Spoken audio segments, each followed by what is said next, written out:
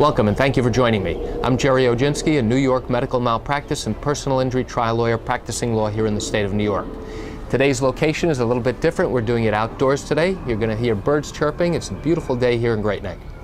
Today's topic is failure to diagnose cancer. And there are many types of cases that we see with this, from failure to diagnose breast cancer to failure to diagnose lung cancer. With a breast cancer case, oftentimes the patient will have gone to their doctor complaining about a particular lump that they have felt during the course of their own examination. Whether they're in the shower, whether they're getting dressed and they noticed a lump, and now they go to the physician and they mention a particular lump. The problem arises when the physician either ignores it, examines it and says, don't worry, it's nothing to worry about, or sends them off to have certain tests done, and the tests are not properly read. And as a result, the patient is reassured that there is nothing wrong, and they continue on with their lives. It's only when the lump gets bigger and more pronounced, or starts leaking fluid, it's usually at that point that the diagnosis is made of breast cancer.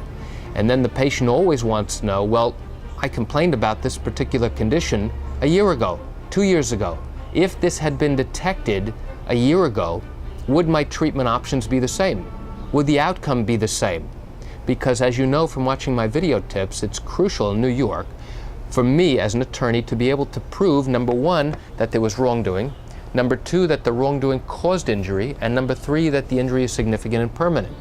And with these failure to diagnose cancer cases, the other key questions that must be answered to evaluate liability, meaning who, if anyone, is responsible, is what stage was the cancer in at the time that you first noticed and recognized it and brought it to the attention of a doctor. We've all been told from day one that the sooner you find a cancer, the earlier you find it, the greater the treatment options are and the greater chance of success for treating that particular cancer.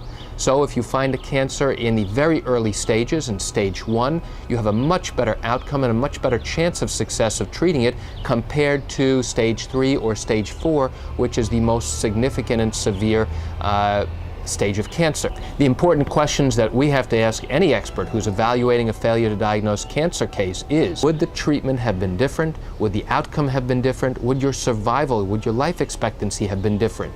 If the answers to all of those questions are yes, those things would be different, then now we have something to work with and we can proceed to look at what treatment options you have now and what your damages and injuries are.